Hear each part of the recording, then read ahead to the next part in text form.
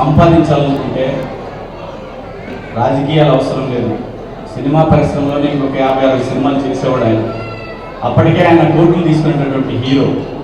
మరి 80లో కోట్లు అంటే వాళ్ళని వాళ్ళ 100 కోట్లు 1000 కోట్లు అయ్యేది. కాబట్టి అన్నగారు ఎప్పుడు కూడా డబ్బుల కోసం రాలా, తన కుటుంబాన్ని రాజకీయాల్లోకి రానివ్వాల. అన్నగారు ఎప్పుడు కూడా తన కొడుకుల్ని ఎవరిని కూడా రాజకీయాల్లోకి వచ్చి నాన్న మన కుటుంబం రాజకీయంలో ఉంది, అమ్మ నువ్వు చెల్లెలు బాబాయిలు పిన్నులు మొత్తం రండి, సహజ వనరులు ప్రకృతి వనరులన్నీ దోచుకోండి అని అన్నగారు ఏ రోజు చెప్పలేదండి. ఆయన్ని చూడాలని అసెంబ్లీ సెక్రటేరియట్ దగ్గరికి రావడానికి కూడా ఒక 2-3 నెలలు నిజంగా ఏదన్నా పనుండి, ప్రజలకు సంబంధించిన పనుండి, పిల్లల్లో ఎవరైనా ఒకళ్ళు కావాలి అని అనుకుంటే వాళ్ళ ఉద్యోగులందరితో మాట్లాడిన తర్వాత ఆయన ఓకే అంటే అప్పుడు సెక్రటేరియట్కి రానిచ్చేవాడు. అది కూడా ఒక్కసారే జరిగిందంట ఆ కుటుంబంలో. చూడండి, ఇవాళ మనకి టోల్ గేట్ల దగ్గర కూడా ఎమ్మెల్యే గారు భార్య అంటే ఎమ్మెల్యే గారు లేదా ఆ స్టిక్కర్ ఉంటే చాలు మొత్తం బ్యాచ్ దిగిపోయి. ఇది రాజకీయాలు, వాళ్ళ రాజకీయ పరిస్థితి ఇలా ఉంది. దయచేసి ప్రజలకు ఎందుకు చెప్తున్నా అంటే ఈ దరిద్రాన్ని తెచ్చుకుంది కూడా ప్రజలే. వాడు వస్తాడు, 1000 రూపాయలు అంటాం, 2000 అంటాం, ఆ బజార్లో ఇచ్చారు, ఈ బజార్ వాళ్ళకి ఈరా అంటాం. వాడు మనల్ని కొనుక్కుంటున్నప్పుడు మనకెక్కడ అధికారం ఉందండి అతను పని చేశాడు పని చేయలేదు అని? ఇదంతా రామారావు గారి టైంలో లేదండి. ఎందుకు గుర్తు చేస్తున్నానంటే రామారావు గారి టైంలో ఎప్పుడైతే ఇలాంటివన్నీ లేకుండా ఎన్నెన్నో పథకాలు వచ్చినాయి, అలాగే విద్య వైద్యం అలాగే రోడ్లు ఇలాంటివన్నీ కూడా మనకి రావాల్సినటువంటి ఏవైతే ఏమంటారు ఇన్ఫ్రాస్ట్రక్చర్, ఈ ఇన్ఫ్రాస్ట్రక్చర్ అంతా కూడా రాజకీయ నాయకులు జేబుల్లోకి పోకుండా ఉండాలంటే నిజమైన నాయకులు ఎన్నుకోండి, నిజంగా ప్రజల కోసం పనిచేసే నాయకులు ఎన్నుకోండి, ప్రజలు దోచే నాయకులు కాదు. ఏదో మాటలు చెప్పి డబ్బులు సంచులు వడ్డీలు తెచ్చి 100 రూపాయలు పెట్టి 10 లక్షల రూపాయలు సంపాదించుకునేటటువంటి నాయకుల్ని దయచేసి ఎంకరేజ్ చేయకండి. ఏ పార్టీలో ఉన్నా కూడా ఎంకరేజ్ చేయకండి దయచేసి నిజమైన నాయకుల్ని. ఎందుకంటే ఈ మహానుభావుడు పేరు చూస్తే కొన్ని 100ల మంది రాజకీయ నాయకుల్ని రూపాయి ఖర్చు పెట్టకుండా, రూపాయి తీసుకోకుండా మహానుభావుడు ఎంతో మంది రాజకీయ నాయకులు తీసుకొచ్చారు. ముస్లిం సోదరుల్లో కూడా నిజంగా ముస్లిం సోదరులు ఎంతమంది ఉండేవాళ్ళు రాజకీయాల్లో, అది కూడా ఈ మహానుభావుడు క్రెడిటే. ఆయన తీసుకొచ్చాడు, రాజకీయాల్లో పెద్ద పదవులు ఇచ్చాడు ఆయన మహానుభావుడు. సో ఇలాంటివి మన చేతుల్లోనే ఉందండి మన సమాజం. నాకేంటంటే ఇక్కడికి వచ్చినప్పుడు చూస్తే నాకు అనిపిస్తుంది, చూడండి మన ముందు తరం వాళ్ళు ఇంత పెద్దది కడితే ఈ తరానికి వచ్చేసరికి చూడండి ఎలా ఉందో. ఇది మన సమాజం, నేటి సమాజం ఇది. దీనికి కారణం ఎవరు? మనమే దీనికి కారణం, ఇంకా వేరే ఎవ్వరూ కాదు. దయచేసి డబ్బులకి 2 రూపాయలు, నిజంగా 1000 రూపాయలు 2000 ఇస్తే వాడు రోజుకు 2 రూపాయలకి 4 రూపాయలు కొనుక్కున్నాడు. ప్లేట్ బజ్జీలు కూడా రాదు. దయచేసి డబ్బుతో రాజకీయం చేసేవాడిని ఎంకరేజ్ చేయకండి, నిజంగా పనిచేసేవాడిని ఎంకరేజ్ చేయండి. లేకపోతే మీ పిల్లలు మీ మనవాళ్ళకి భవిష్యత్తు ఉండదు, ఒకరినొకడు పీక్కొని తింటది.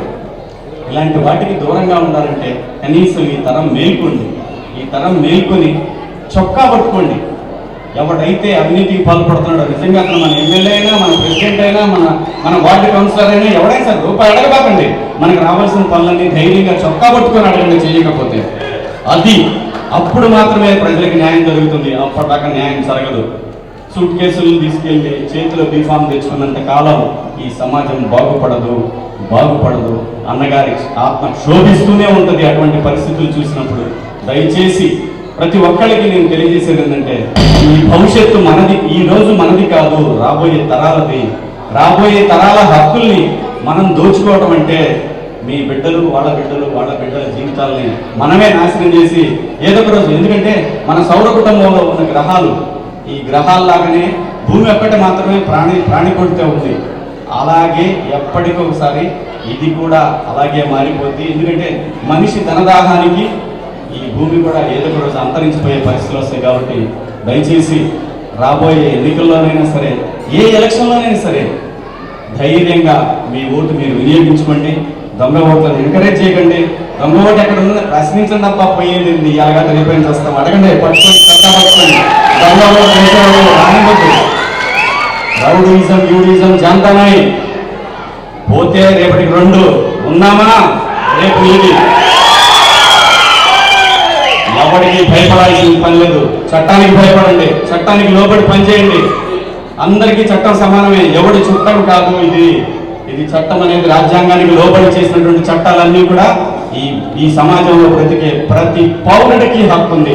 ఆ హక్కును వినియోగించుకోలేనప్పుడు మనకన్నా సన్నాసులు ఈ భూమి మీద ఎవరూ ఉండరు.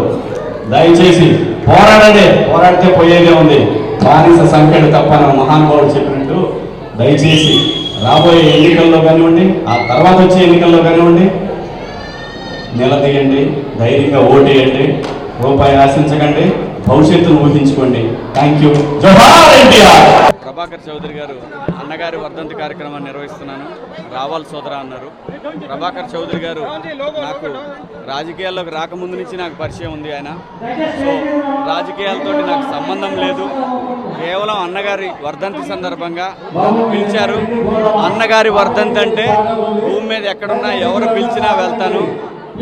సో అన్నగారు తెలుగు జాతి ఆత్మగౌరవం కోసం ఒక పార్టీని స్థాపించి ప్రజల కోసం సేవ చేశారు. కానీ దురదృష్టవశాత్తు అలాంటి నాయకులు ఈ రోజు లేరు.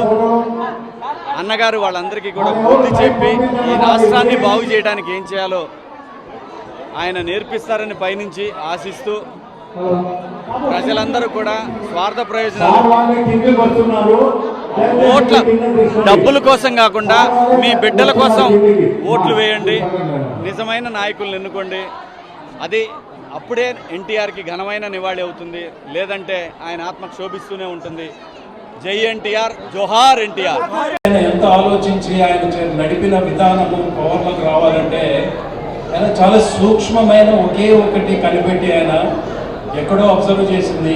అవమానం జరిగింది, ఏదో జరిగింది అబ్జర్వ్ చేసుకుంటూ ప్రజలు నష్టపోతుంది చూస్తూ వాళ్ళందరికీ నేను ఏం చేయగలను, ఎలా చెప్తే అంటే లాజికల్గా అంటారు ఇంగ్లీష్లో, అంటే దాన్ని లాజికల్గా నేను ప్రొసీడ్ అయితేనే వీళ్ళని ఆకట్టుకోగలను, అప్పుడే నేను చెప్పింది వింటారు అని ఆలోచించి ఆయన దేనితో మొదలెట్టాడు. ఆయన ఆంధ్రుల అభిమానం, తెలుగువాడి అభిమానం, తెలుగువాడి గొప్పతనం, తెలుగు అనేది ఒక లాంగ్వేజ్ అనేది ఉందంటూ ప్రజల్లో చైతన్యం చేసి వాళ్ళ హృదయాలను ఓపెన్ చేశారండి. ఎప్పుడైతే మనలో ఒక గుర్తింపు తీసుకురావడానికి ఒక నాయకుడు వస్తున్నాడు, మనని గుర్తించి మన ఉనికినే ప్రపంచానికి చాటి చెప్పే నాయకుడు వస్తున్నాడు, అలాంటి నాయకుడు మనకు వచ్చి మంచి చేస్తాడనే నమ్మకంతో ప్రజలందరూ ఆయన తీసుకొచ్చి కూర్చోబెట్టారు. నాకు తెలిసి మన ఆంధ్రప్రదేశ్ ఎవరైనా ప్రూవ్ చేయమనండి, మన ఆంధ్రప్రదేశ్ మద్రాసు నుంచి విభజించిన తర్వాత ఒకే ఒక చీఫ్ మినిస్టర్ మన రాష్ట్రాన్ని అభివృద్ధి చేయడానికి పెను మార్పులు తెచ్చిన ఏకైక వ్యక్తి ఎన్టీ రామారావు గారు అని చెప్తాను.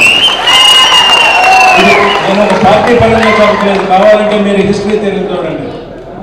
చాలా మంది ఒకళ్ళు ఆరంభించింది ఇంకోటి కంప్లీట్ చేస్తారు, ఇంకోటి చేసింది ఇంకోటి కంప్లీట్ చేస్తారు. కానీ ఆయన కొత్త విధానం, కొత్త పద్ధతులు, అంతకుముందు ఏ చీఫ్ మినిస్టరు దాన్ని ప్రపోజ్ చేయని పద్ధతులన్నీ అనూహ్యమైన మార్పులు తీసుకొచ్చి అడ్మినిస్ట్రేషన్ కెపాసిటీ అందులో ఆయన ఒక సంచి క్రాస్ బెల్ట్ వేసుకుని ఒక సంచి వేసుకున్నాడు అంటే ఒక bag, is a chartered accountant. ఒక పెద్ద మ్యారేజ్ని కూడా ఆయన పాకెట్లో అని చెప్పి అనా పైసలతో కూడా లెక్కలు కట్టి ఇవ్వగలిగే అంత అద్భుతమైన వ్యక్తి. ఆయనలో ఉండే దక్షత అది. మా మేనమామ గారిని ఆయన దగ్గర ట్రైనింగ్ అవ్వమని చెప్పి ఎల్వి ప్రసాద్ గారు ఆయన దగ్గర పెట్టారు. ఎందుకంటే చార్టెడ్ అకౌంటెన్సీ అనేది అవసరం లేదు, అకౌంట్స్ నేర్చుకోవాలంటే రామారావు గారి దగ్గర పనిచేయమని అక్కడ పంపించారు. సో అలాంటి వ్యక్తి మనకి చీఫ్ మినిస్టర్గా వచ్చి ఎన్ని మనం పెను మార్పులు తీసుకొచ్చారని మీ అందరికీ తెలుసు. ఏమైనా కానీ నాకు ఇక్కడికి వచ్చి మీ అందరినీ చూసి మీకు ఇది చెప్పగలిగే అవకాశాన్ని కల్పించిన ప్రభాకర్ చౌదరి గారికి నా ధన్యవాదాలు. తెలుగు ప్రజలకి నా ధన్యవాదాలు. ఇక్కడ వచ్చిన వాళ్ళకి అందరికీ, మీడియా పరంగా వీక్షిస్తున్న వాళ్ళకి అందరికీ ధన్యవాదాలు చెప్తున్నాను. ఆఖరిగా ఒక మాట చెప్తానండి.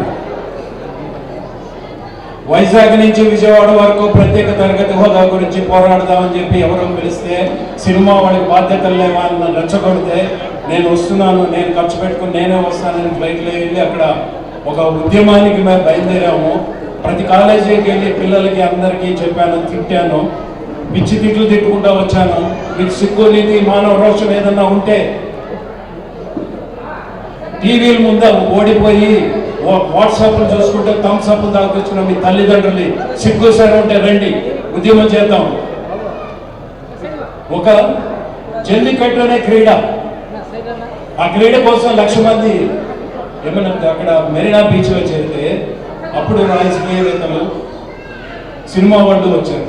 మరి మీరేంటి, మీకు సిగ్గు లేదా అని తింటాను. కానీ స్పందన లేదు. రాజమండ్రి ఒక కాలేజ్ యజమాని ఏమన్నారంటే, ఆంధ్ర ప్రజలకి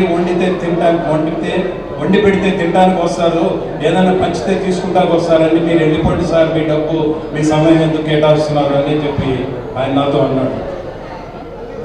ఇది ఆయన అన్నమాట నిజమో అబద్ధమో పక్కన పెడితే, ఇక నుంచైనా మన తెలుగు ప్రజల్లో ఒక ఉద్యమం ఏదైనా సాధించాలంటే ఏకంగా పార్టీలకు అతీతంగా, తర్వాత మన రిలీజియన్స్కి, కులాలకి, మతాలకి అతీతంగా అందరూ కలిసికట్టి ఐకమత్యంతో పోరాడితే ఏదైనా సాధించగలుగుతాం.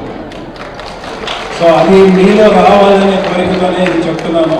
ఒకవేళ నేను అలా మాట్లాడినందువల్ల తప్పు అనిపిస్తే నన్ను క్షమించండి.